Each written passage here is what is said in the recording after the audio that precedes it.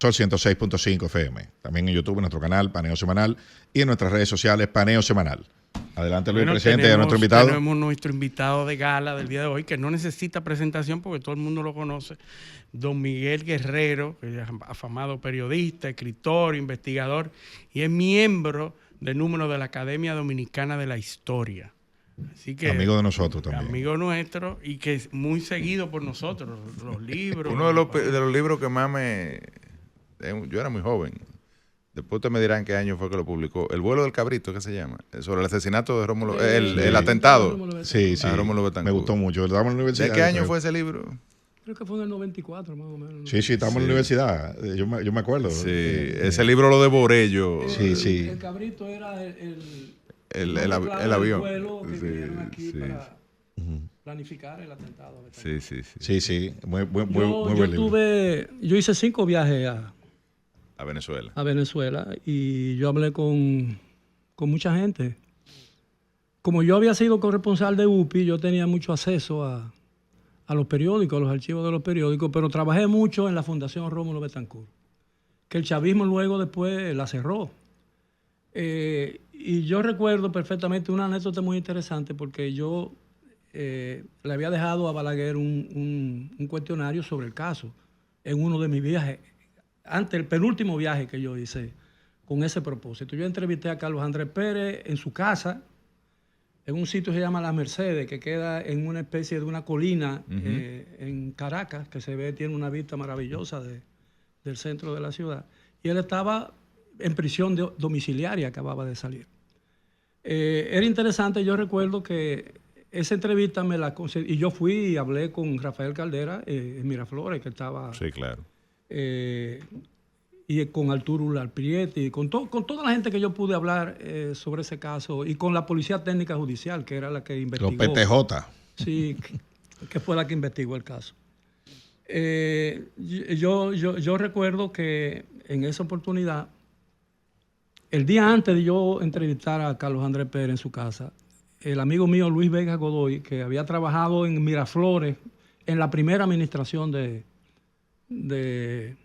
Carlos Andrés Pérez como periodista, ¿no?, en el departamento de prensa. Había trabajado también en UPI y éramos muy amigos, y entonces él me consiguió esa entrevista con Carlos Andrés Pérez. Yo recuerdo que yo le dije a él, lo estaba esperando, era en octubre, recuerdo perfectamente porque yo lo estaba esperando en el lobby del hotel, en el bar del Hotel Tamanaco, que él me iba a ir a buscar y se dilató. Y yo recuerdo perfectamente que era en octubre porque se estaba jugando la Serie Mundial y el asunto estaba totalmente... porque el sobre todo de los indios del Cleveland era un venezolano, que no recuerdo cómo se llama. Vizquel. Omar Vizquel. Sí. En un momento dado yo subí a la habitación a buscar algo, no recuerdo. Y entonces cuando yo entré a la habitación vi que había dejado la televisión prendida y en ese momento estaban transmitiendo una entrevista que le habían hecho a Hugo Chávez en la cárcel. Hugo Chávez ya estaba suelto. Y yo me quedé mirándola.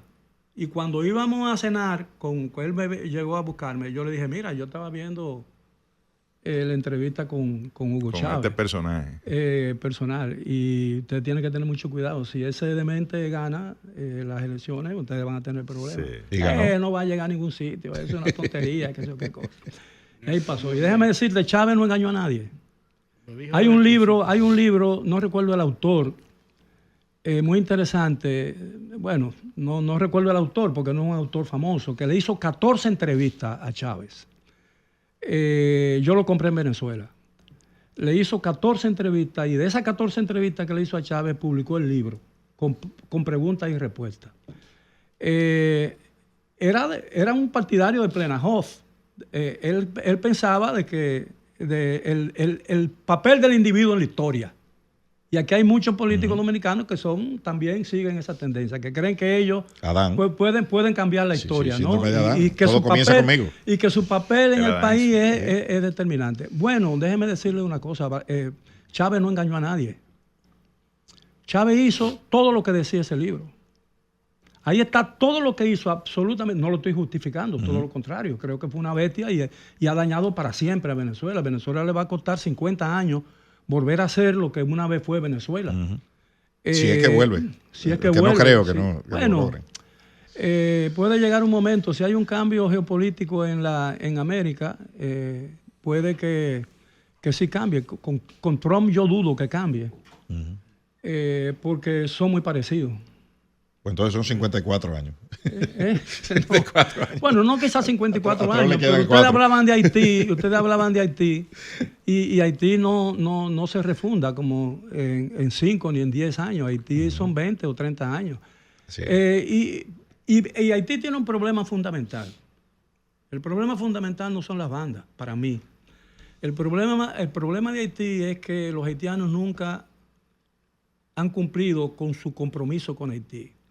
Y las élites haitianas, la intelectual, la académica, la económica, la política, se han negado a pagar la deuda que ellos tienen con su país. Los dominicanos la pagaron. Porque en la situación en el 65, cuando nosotros salimos de la intervención de los Estados Unidos, la situación era muy parecida a la de Haití. Nosotros teníamos un pasado verdaderamente de desorden y de caos. Habíamos pasado 31 años de dictadura, después un golpe de Estado, varios golpes de Estado, un golpe de Estado, una guerra civil, una segunda intervención militar norteamericana y todo eso, y después regresamos. El golpe de Estado que más se habla es el de Bosch, pero hubo como dos. El Consejo de Estado le dieron un golpe de Estado. Y después un contragolpe. Pero los dominicanos teníamos una situación muy similar de desorden. Bueno, guardando la distancia, por supuesto.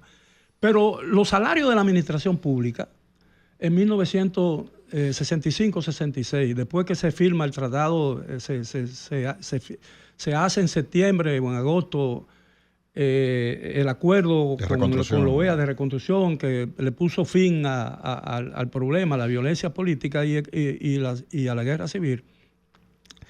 Los salarios de la administración pública, los 6 o 7 u 8 meses siguientes durante la administración del presidente Héctor García Godoy, el gobierno provisional, lo pagó la OEA. Lo pagó la OEA porque el país no tenía, no había economía. Por eso yo digo que en ese momento, claro, guardando todas las distancias y la situación que hay en Haití no se parece a la que había en República Dominicana en el 65, Estados Unidos decide resolver ese problema.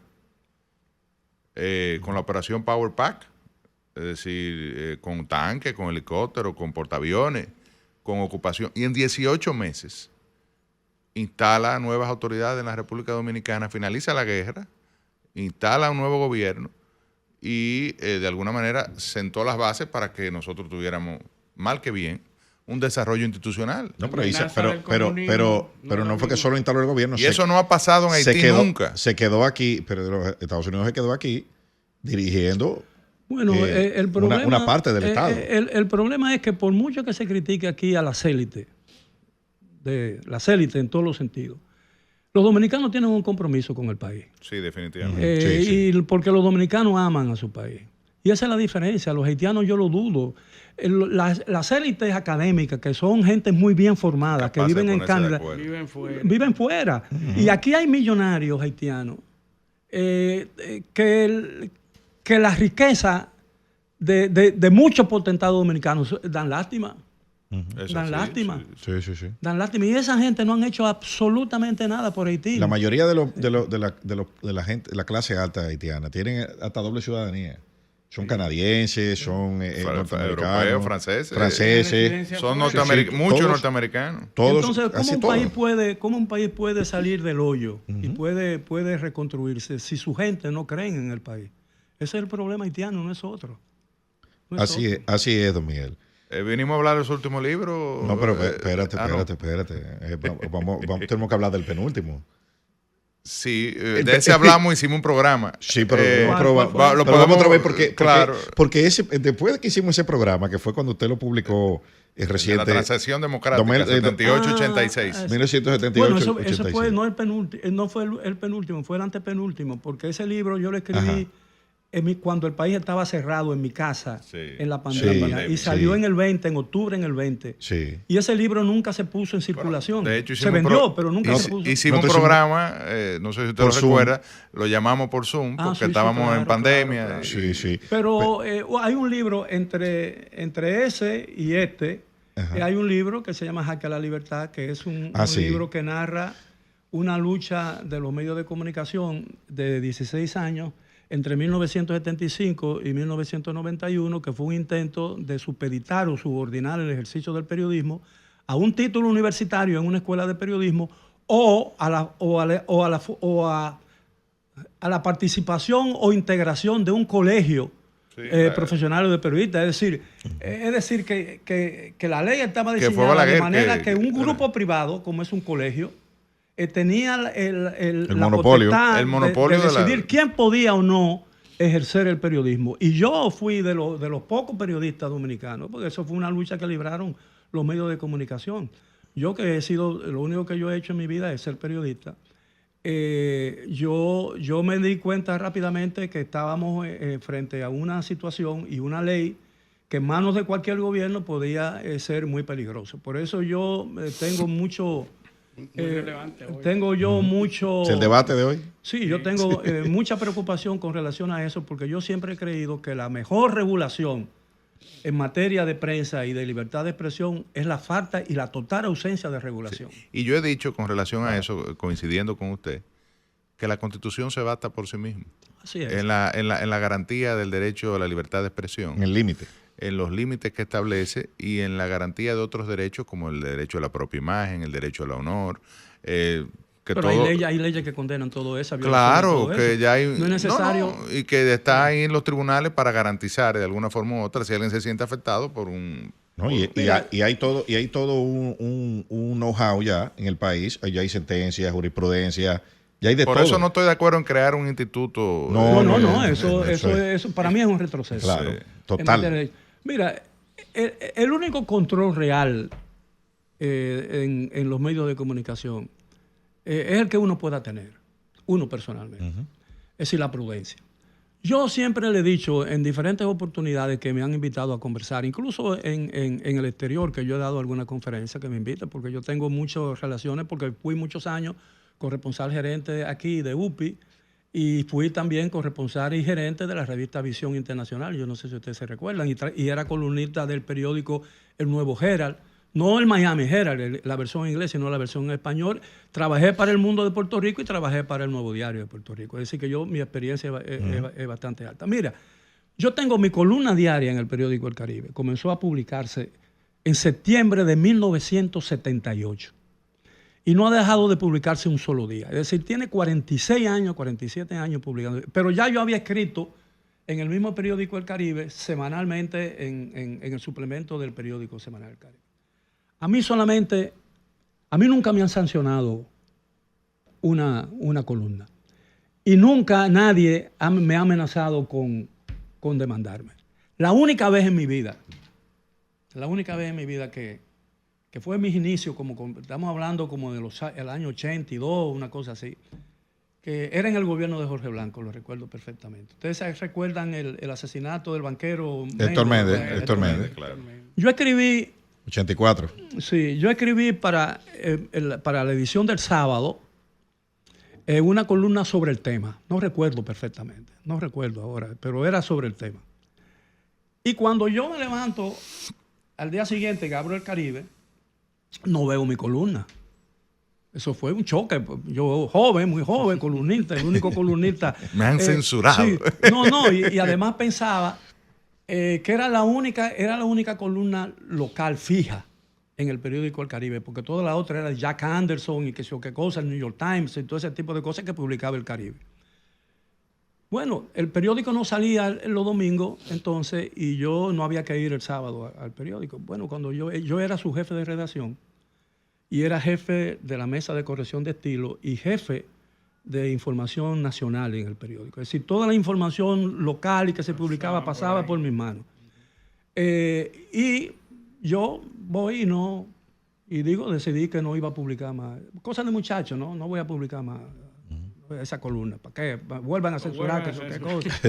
Y entonces, cuando Orne se iba el domingo a las 6 de la tarde, que esa era una hora puntual, tú podías poner el reloj cuando él se paraba de su oficina y se iba, ahí salía por la puerta de atrás del periódico. No por la puerta de atrás, sino por una escalera interior que era...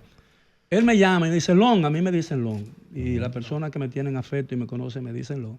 Por los Miguelón y ese tipo de cosas. Y hace así, cuando él se va, ¿no? Y me llama, se me acerca y me dice, toma, y me da la columna. La columna que había parado. Y yo la veo, y yo veo que no hay una coma siquiera que me ha cambiado. Y yo pienso para mí, este viejo se está vuelto loco, ¿para qué me para eso? Y dice, llévaselo a Lara. Y yo dije, está bien, y yo me iba. Y cuando yo me iba para a llevarle la columna al jefe de imprenta, al jefe de taller, oigo su voz que me dice, pero léela otra vez. Cuando yo escuché eso... Es como que tú mismo... Sí, no. Cuando yo escuché eso, yo me fui rápidamente, la leí y hice así, la rompí. Cuando él vio que yo rompí esa columna, se devolvió y se sentó una cosa, esperar que yo le entregara la otra columna. Y entonces cuando él vio que yo me paré para llevarle la columna, él salió y ahí en el medio de la redacción, no en su despacho, yo le dije, mire, don Germán. Y entonces él cogió su cosa, se puso los lentes, cogió la columna, hizo así y la probó. Y yo le dije, pero usted no la ha leído. Y dice, si rompiste la otra, no tengo que leer esta. Oye, y yo he dicho muchas veces eso, y yo le he dicho en muchísimas oportunidades que ese día aprendí yo lo que no había aprendido antes. Es decir, la enorme responsabilidad y el peso de un escrito que puede tener en una sociedad democrática como la República. Porque yo tenía, en cualquier paginita escrita, puede haber un elemento de destrucción tan grande que uno ni siquiera puede imaginarse. Es decir, ese día me confirmé yo como periodista. Bueno, tenemos que ir a una pausa, pero cuando volvamos a la pausa, vamos a hablar de este material, su más reciente libro, Balaguer y Bosch, los grandes rivales de nuestra historia reciente. Pero eso lo vamos a hacer después de la pausa. Esto es Paneo Semanal, no le cambien. Déjame ir. Por Sol 106.5 FM. También estamos en YouTube, en nuestro canal Paneo Semanal, y en nuestras redes sociales Paneo Semanal. Entonces, vamos a hablar de esos Bosch y últimos Balaguer. libros muy buenos. Y ahorita hablábamos de Haití y decíamos de la situación que usted la comparaba con la República Dominicana en el 65, bien atrás. Hay muchos jóvenes que nos están escuchando y muchas personas que no conocen el valor o la incidencia que tuvo Balaguer o que tuvo Bosch, principalmente Balaguer. A su juicio, ¿cuál fue el papel que jugó Balaguer de convertirnos desde esa época, desde el 65, a la modernidad cuando ya entregó en el 86? En el 78. En el 78 primero hubo 4 Porque son años. varios Balaguer. Varios no Balaguer. es el mismo. Se reinventó. El Balaguer del 86 al 96. El de la dictadura primero es uno. Sí. El del 66 es otro. Sí, fue muy diferente al Balaguer de los 12 años. Y el del 86 es en otro. materia de derechos humanos. Porque, mira, yo digo en algún momento en ese libro último, que todavía es muy temprano para tú hacer un juicio definitivo sobre lo que fue Bosch para la República Dominicana y lo que fue Balaguer. Yo tengo un libro sobre Bosch, El golpe de Estado, pero en ese libro yo no hago juicio de valores.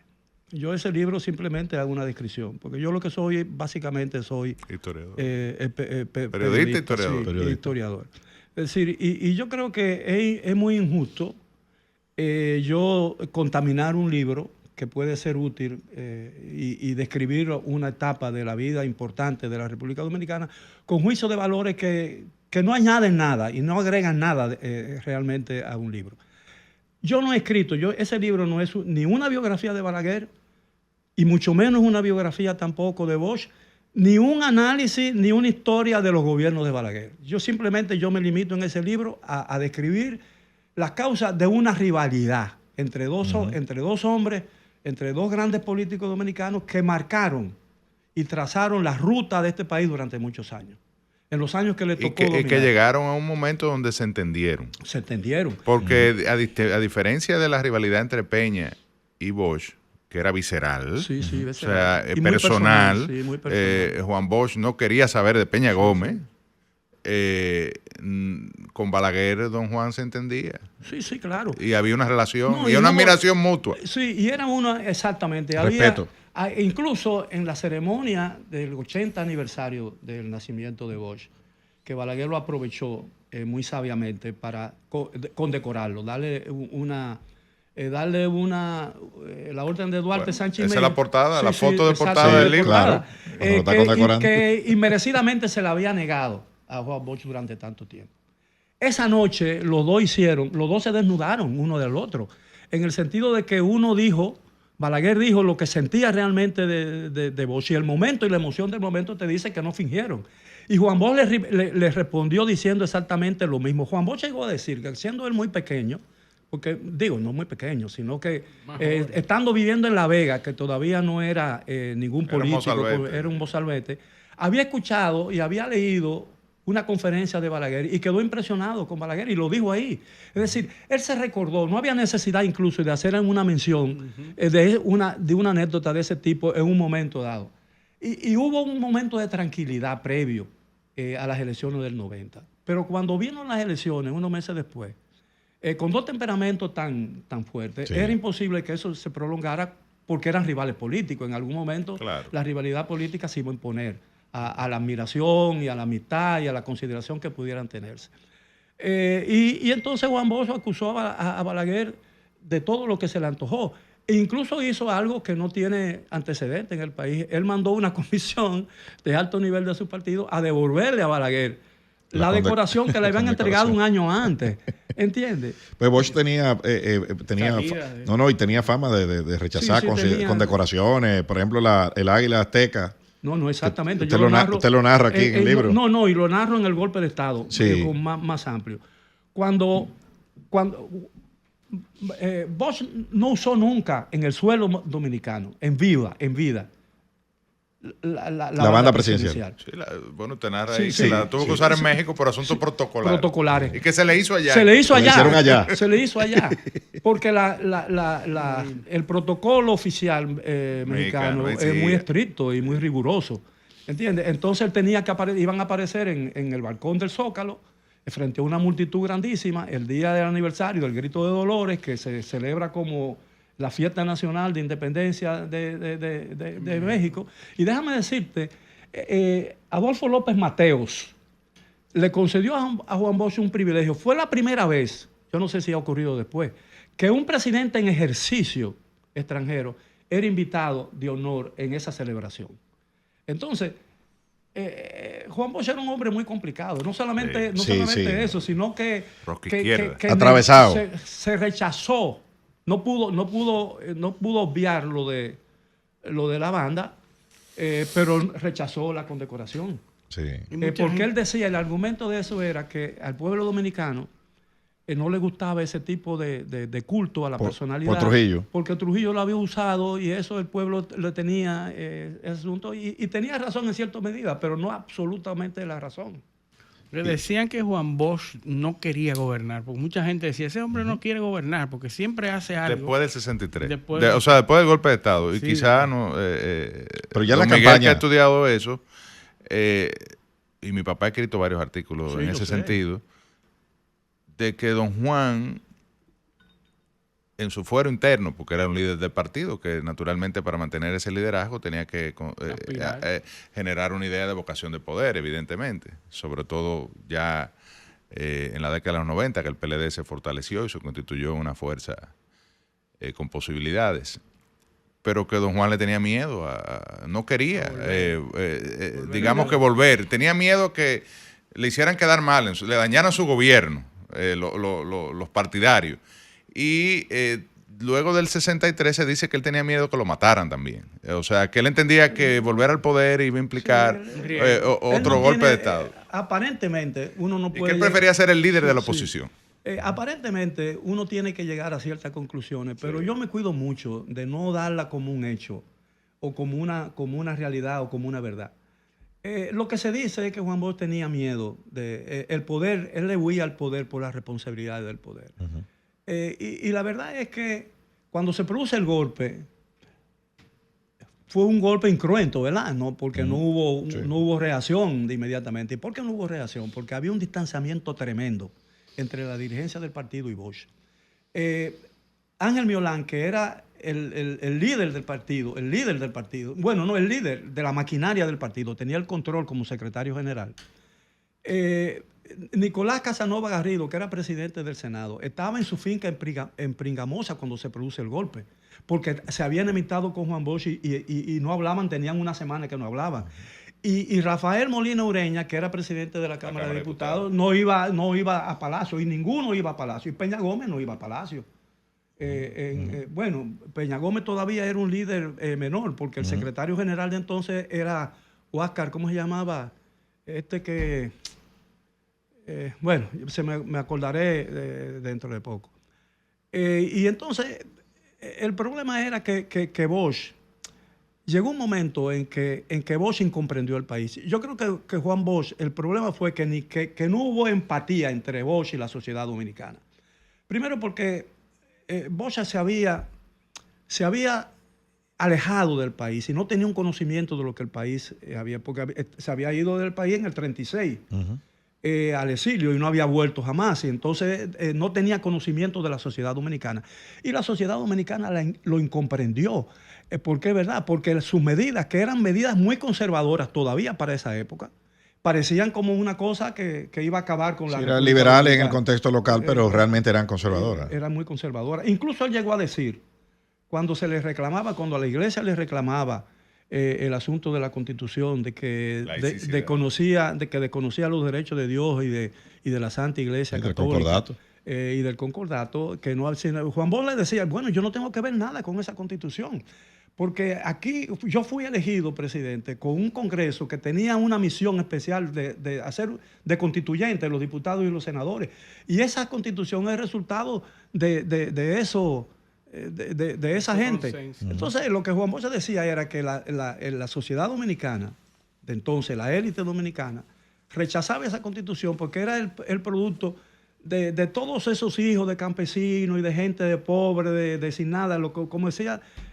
los hijos de Machepa, como los llamaba él, y no de la clase en contra de los tutumpotes, que eran los... Pero yo creo que Bosch y Balaguer son referentes morales, desde el punto de vista moral. Yo quise decir al principio que todavía era extemporáneo hacer un juicio de valores. Y me recuerdo una vez le preguntaron a Zhou Enlai que qué opinaba de la Revolución Francesa. Dice, todavía es muy temprano para hacer juicio de ella. Entonces, yo creo que es muy temprano todavía para hacer juicio de ese asunto. Pero usted narra un episodio en su libro, post-debate con el padre Láutico, aquella sí, claro. que fue horas. Que Juan Bosch ganó el debate. Sí, claro, lo ganó. Pero precisamente, donde Bosch... Que era, para que la oyente se ilustre, porque estamos en radio, ¿verdad? Sí. Que fue el debate donde Juan Bosch, Láutico lo acusaba de comunista, y Bosch demostró que no era comunista. Y Láutico, pero lo más importante es que ese debate se dio días antes de las elecciones del 20 de diciembre del 62, que ganó Bosch. Y Bosch había dado... En 3 oportunidades, Juan Bosch había amenazado con retirar su candidatura. Eso le iba a decir, que usted narra que era probablemente por una convicción que él tenía de que no le iban a dejar gobernar. Claro que tenía esa premonición. Sí. Entonces, el temor al retiro de Juan Bosch, que incluso la iglesia se espantó, era que si Juan Bosch se retiraba del proceso electoral, el país podía desembocar en una situación incontrolable de guerra civil, ¿entiendes? Es muy peligrosa. Y yo creo que él jugó un poco con eso. Porque todavía, cuando lo entrevistan en la mañana, o después que termina, porque el debate terminó en la madrugada, cuando le entrevista a la prensa, el Caribe, eso está en el Caribe, Juan Bosch dijo que él no iba a retirar su candidatura, pero era un error, porque tarde o temprano él estaba consciente que lo iban a